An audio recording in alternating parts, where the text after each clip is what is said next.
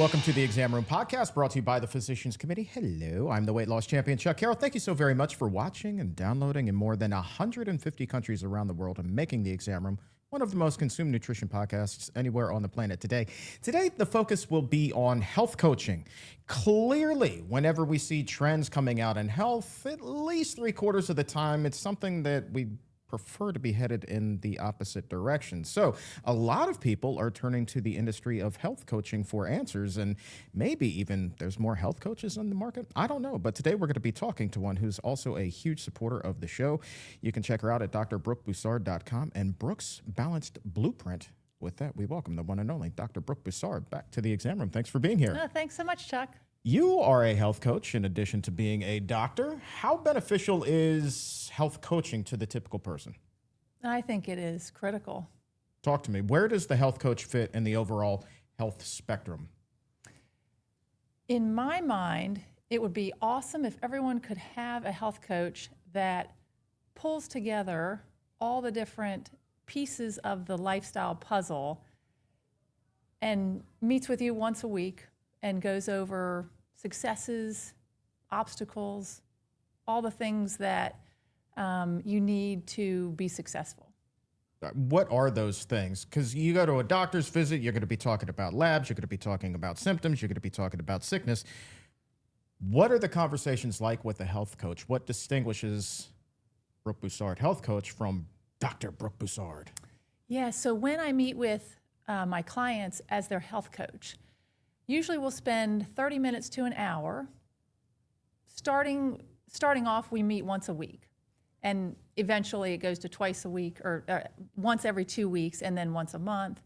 And really what we're doing is we're trying to lay a foundation for the areas of their lifestyle that they need to work on. So usually nutrition, fitness, and sleep are the top three.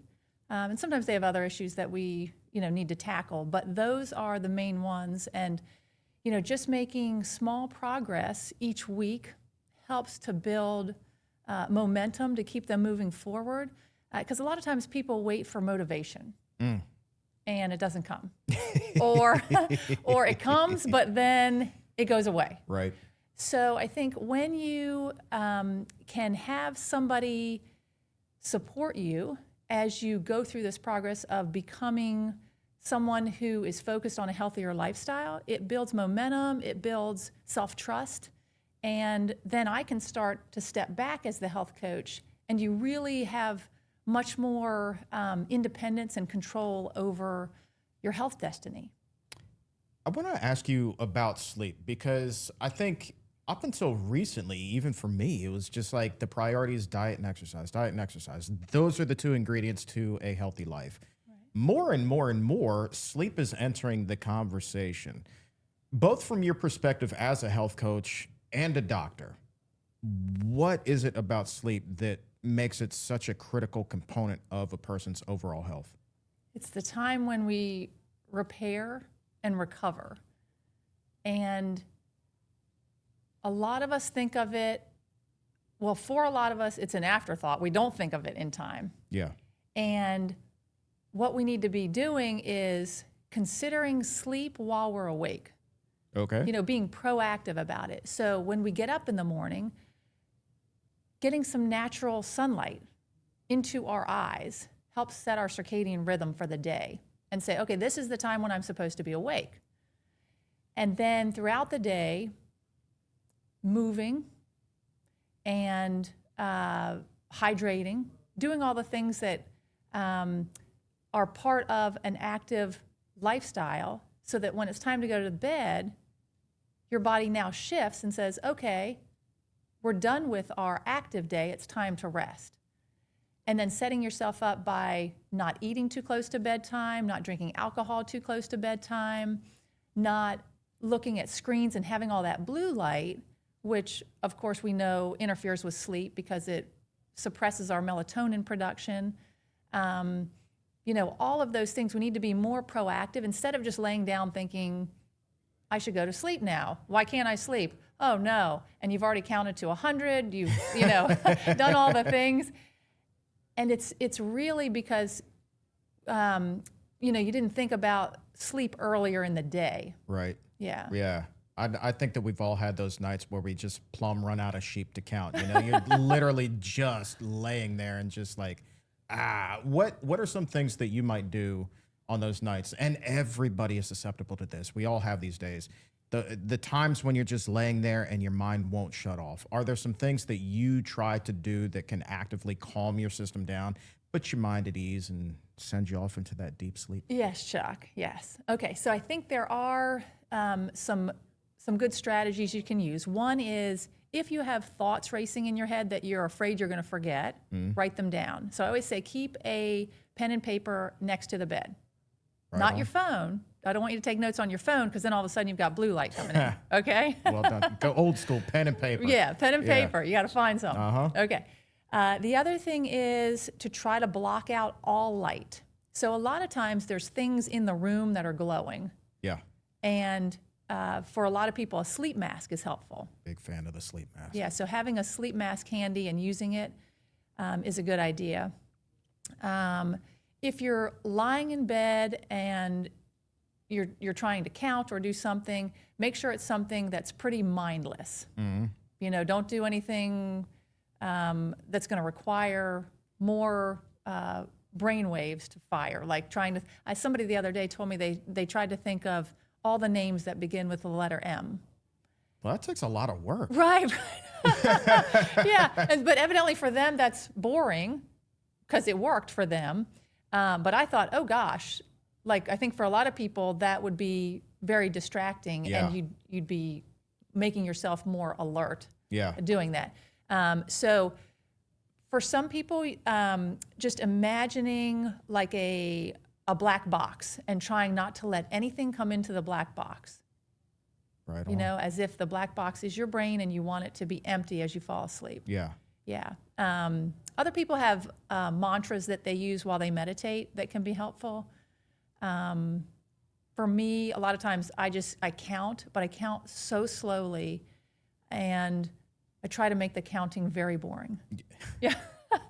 And speaking of that, sometimes I do listen to a podcast where somebody has a voice that is very low key, that very monotone, and that will help me fall asleep. Would that be this podcast? It's not this podcast. Put you to sleep?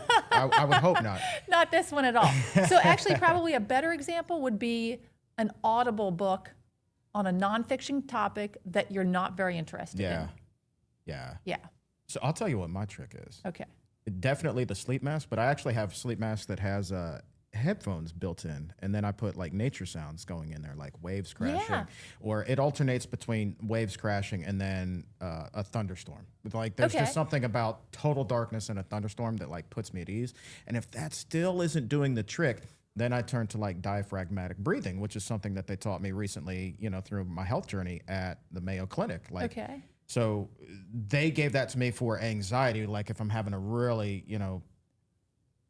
bad day in terms of my symptoms, like just go lay down, find a quiet space and do diaphragmatic breathing and literally just like focus in on your breath. It's like super holistic. Some people even call it woo-woo, but it's the Mayo Clinic, so I put credence in it. And I just it tickles me pink, like I'm wearing that, here's this like former, sports radio guy, jock, doing all of these like really holistic type things. But I found more relief going this route, and they're way more effective than any sort of sleeping medication I've ever had, any sort of like other substance that, may or may not have been prescribed for me that I might have tried to calm down. Like it's just way more effective. And I feel better on those nights when, I am able to use that, and I find that I have a deeper, more sound sleep if I fall asleep organically versus like using a pharmaceutical that had been prescribed. Absolutely. Yeah. And I think you and I talked about this maybe yesterday about the parasympathetic nervous system. Yeah. Yeah, and how, so when you're doing that breathing, you're shutting off your sympathetic nervous system, the fight or flight, and you're activating parasympathetic nervous system, which is rest and digest. Yes. Yeah. Yeah.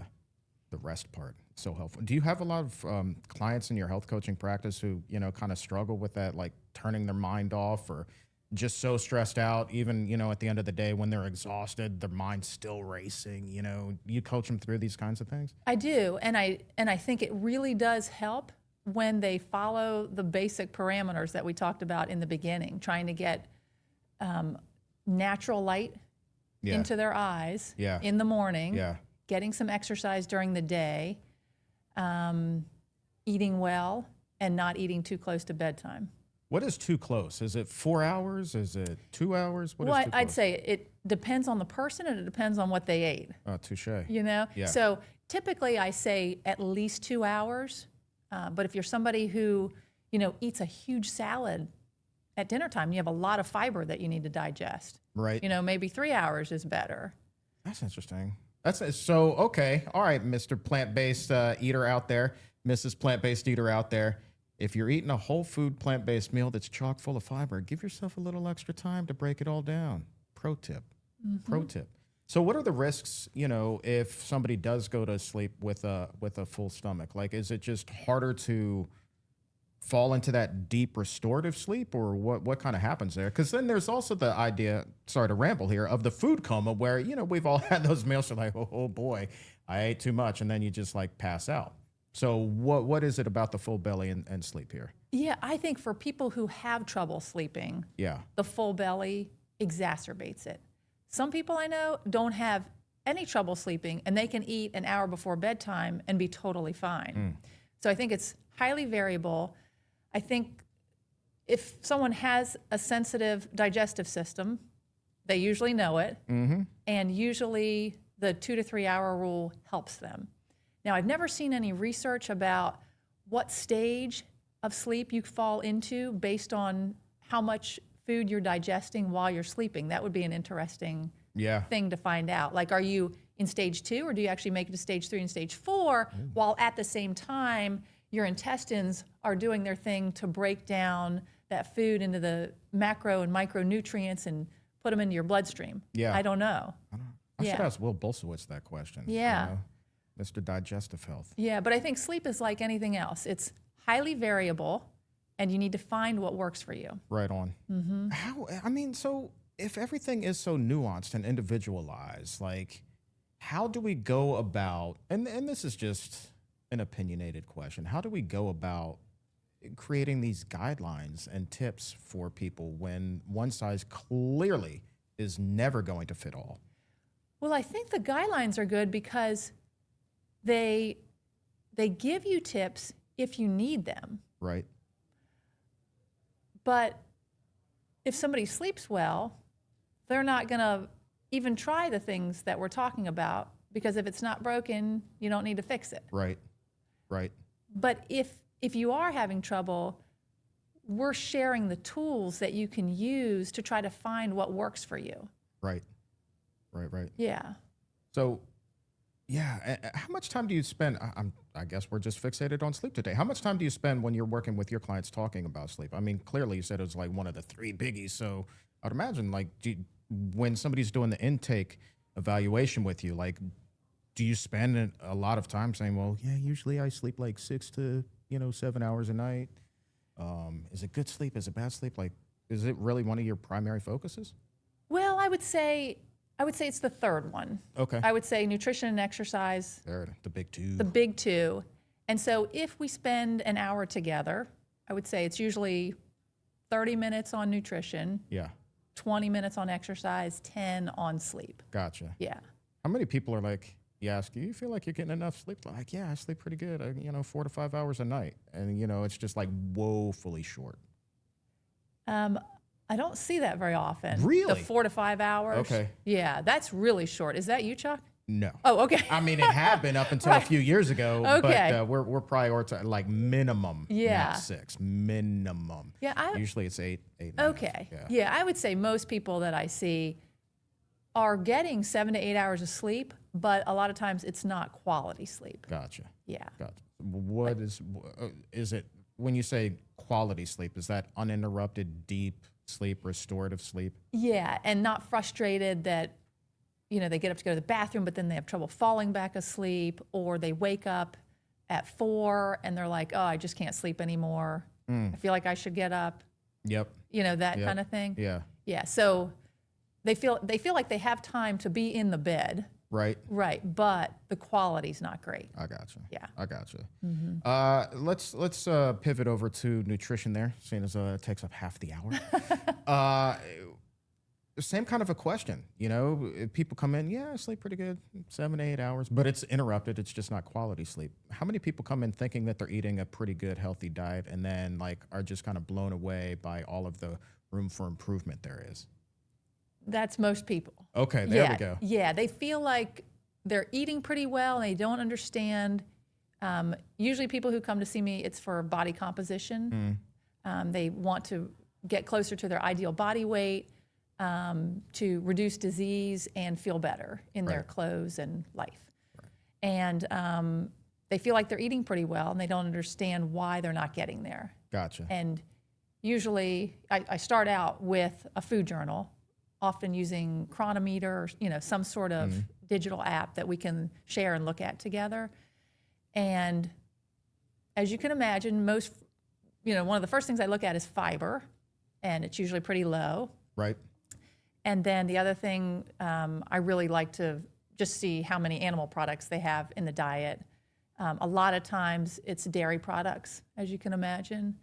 And I mean, that's awesome if I can get them to take out dairy just for 2 weeks just to try it out and see the difference. Like that's usually a pretty quick win. Right. Yeah. Right. Lots of people, I'm sure, eating yogurt for breakfast and putting that that's a health food check. Just yogurt, maybe a little granola. I mean, they're all told by their doctors to eat dairy for their bones, right? Right. And so, I mean, it takes a lot of convincing that their bones are going to be okay without the dairy, and that we're going to add in foods that are much more nutrient dense and provide, the right balance of macronutrients for their body composition. Right. Yeah. So I like the way that you phrase that, though. We're going to try to get the animal products out there or try to get them off of dairy. To me, that's less intimidating of saying yeah, well, this is, Brooke's vegan, health coaching plan and, something like that, which is an immediate oh, that scares me. But, there's so many exam roomies who I hear from who say, well, I want my husband, my wife, my partner, whomever to, eat healthier, take better care of themselves. But they're so afraid of eating a completely plant-based diet. Your approach, just based off of your terminology, doesn't seem like it's very judgmental. It seems like it's kind of, all are welcome kind of deal. Oh, yeah. Yeah. Yeah. And so it's all about just making small shifts. Yeah. And, it's like the old radios that we used to use where we'd have to, sort of dial it. The dials, man, I remember those. So that the sound comes through clearly. Yep. Yeah. So I'm just tweaking the dials week by week to try to get us to a healthier place in the end. Right. Yeah. How long is is it a 12-week program? Is it a 36-week program? Well, for most of my clients, we just start and we just evolve. And some people are with me for a month and then they're like, oh, I feel like I've got this. I'm good. Right. Some people are with me for years. Yeah. Yeah. Okay. So it really just depends on each individual. Back to the individual again. Always. Right. No one size fits all. Yeah. I would wonder if there's a physician who's listening or watching right now who might think, wow, I've got some patients that, could really benefit from a health coach. Do you have doctors reach out to you and say, hey, I've got this patient or that patient that really could benefit from a health coach? And we'd like you also because you're a doctor as well. Yeah, no, I actually don't. Oh, man. Would you be open to that? I would definitely be open to Okay. that. Yeah, Okay. usually people just find me on their own. Yeah. Or they're referred from their friends. Yeah. But I do feel like if we could get more doctors and health coaches connected, Yeah. that would be awesome. I think so, too. Yeah, and I have some friends at ACLM who are doing, they're setting up group health coaching visits within their practice. Yeah. And I think that's really beneficial. I've sat in on a few of those just to observe and see what they're doing, and I think that's really, really a great thing. Oh, cool. Yeah. Well, yeah, obviously we've got the link to your website down below, drbrookebussard.com. Here's a question for you. I always say this when we talk about you on the show. Brooke's Balanced Blueprint, which is a tongue twister for me, but I got it You there. got it, I yeah. got it. Brooke's Balanced Blueprint. What is Brooke's Balanced Blueprint? It's the pillars that we've talked about. Oh, right on. Uh-huh. Okay. Yeah, we the already blueprint. covered it. Thanks Yep. for coming. Yeah, it's nutrition, Yeah. it's fitness, it's sleep, and then it's support. Got it. So Ooh. having support from a health coach, having support from friends and family, finding people who will help you continue to be a better version of yourself. Yeah. Yeah. Yeah. Yeah. And that's another thing that I hear so frequently is like, I'm the only one among my friends and my family who's doing this, that's eating this way, that's trying to, exercise more and take better care of myself. And they oftentimes feel so frustrated by the fact that they're going at it alone. Yeah. So for people who are feeling kind of isolated in that regard, what advice could you give? Find online groups. I think that's helpful. Yeah. Just so you don't feel so isolated. Particularly, people who are in families where no one else is supportive of it. I think that is one of the biggest challenges. Mm-hmm. Yeah. Yeah. You got to find that resolve, man. Yeah. But speaking of doctors, I did want to mention, so Dr. Simone Zarabi, I don't know if you know her. I do She's not, no. a lifestyle medicine physician in Greece. She and I are pairing up to do a 12-week program. No way. Yeah, so she reached out to me months ago after I released Outsmarting Menopause and the Fitness Journal. Mm-hmm. And she was like, oh, could you work with me on this program and do the fitness piece? And I said, oh, that would be so much fun. So she and I are starting that at the end of September. And Very it's cool. called Menopause Makeover Online. And it's, I love it. I love the alliteration. Okay. yeah, and it's she's in Greece, I'm here, and she's actually at the conference this weekend though. Oh, is she? Okay. Yeah, so so we thought we'd really try to capture some women who need help, and sort of go across the Atlantic to support each other. I like it. Yeah. I like it. You find like that there's the same amount of, clearly I would think she would say so, that there's the same amount of need. Like a lot of the health challenges that we're facing here in America are being faced by people around the world. And particularly in the menopause space. Oh, okay. Yeah, so that's why we're focusing on peri and postmenopause, helping women who, they feel like they've got a lot of the brain fog, they've got a lot of, things that happen after you have gone through menopause. So bone loss, changes in body composition, you start to get increased risk of heart disease and diabetes because you've no longer have that protection from the estrogen anymore. So that's why we're focusing on that group of peri and postmenopause. Well, yeah, it seems like there is such a void for that type of help out there. Not that I'm a woman, so I'm not trying to mansplain, or I'm just asking, like, why is there such a void for that kind of help for women? It's growing. Okay. Yeah. I think it has just taken a while for the science to evolve and for people to start talking about it. But it's happening. Okay. Yeah. Good. Yeah. Good. I think if we look around and, we can find support and get in programs like this one, or, there's others out there. That's cool. But yeah. Well, we'll certainly mention that when the program goes live. Only available in Greece, or? No, it's online. That's the beauty of it. Yeah. All right. So Greece, the U.S., and pretty much everywhere else. It's online. Yeah. So we'll be doing a lot of videos. Okay. And weekly coaching calls. Good deals. With both of us. Oh, Yeah. live Q&A type deals? Mm-hmm. Yep. How are you going to make that work with the time difference? Well, usually, so at 9:30 is when she and I, 9:30 our time. Okay. That's going to be like what, I think 3:30, 4:30? 4:30 her Okay. time. Yeah, Yeah. It's usually when she and I get together. Gotcha. So All right. That's I not figured too bad. that'll be about the right Yeah, time. that's not too bad. That's a sweet spot. Yeah. Okay. Mm-hmm. Good stuff. All right. Well, we'll mention that when everything goes live. That's fantastic. Let's end with a fun question. Okay. Let's give something to the listeners. If they come to you and they start, with the health coaching program at drbrookebussard.com, if you're going to give them a list of foods, like give me 5 pantry staples that you think every pantry should have. Mind you, we've just spent the majority of this interview talking about how individualized everything is, but now let's just try to, put everybody into that same bucket. So give me 5 for the pantry that you think everybody might want to get. Okay, so this is the pantry, so it's shelf stable. Correct. Okay, so I would say oats would be my number one. All right. Yeah, love oats because you can use them so many different ways. Yes. I would say some sort of pasta, either a whole grain pasta or a legume-based pasta would be great. And if you've got that, you probably need some sort of tomato sauce. Yeah. So I would say canned, either diced or crushed tomatoes. I would say cans of beans.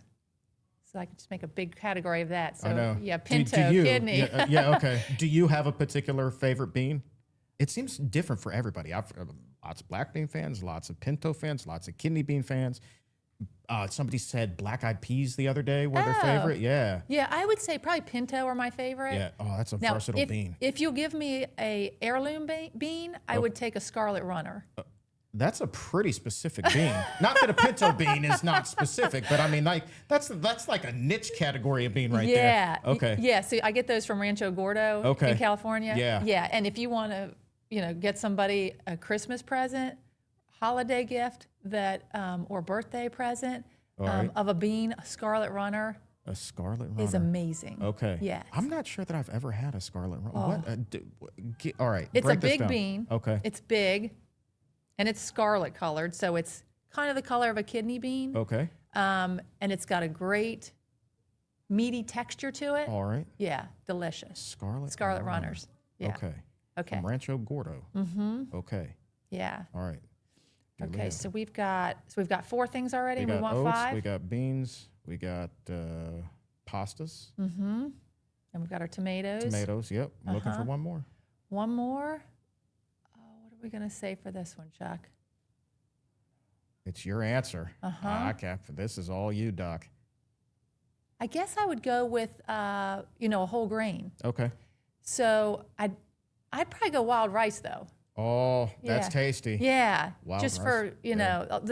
For, it's just so robust with flavor and texture. And I'm a simple wild rice kind of guy. Like, just cook the wild rice in vegetable stock, and I am over the moon happy. Yeah. You want to talk about flavor country. Like, that's it. Yeah. Maybe that's my scarlet runner. I don't know, Yeah, but I love it. But it's got a great nutrient profile, too. Does, yeah. Yeah. Compare the wild rice nutrient profile. Break that down for us. We'll end with this. Break this down. The nutrient profile of wild rice versus white rice, which the majority of people would put in their cart, because that's what most of us are familiar with. Yeah, so the white rice is going to be really stripped of fiber, protein. It's just going to be a lot of carbohydrate. Right. That lost that outer shell that has so many vitamins in it. Right. So you've got micronutrients that you've lost, you've got fiber that you lost, you got protein that you lost.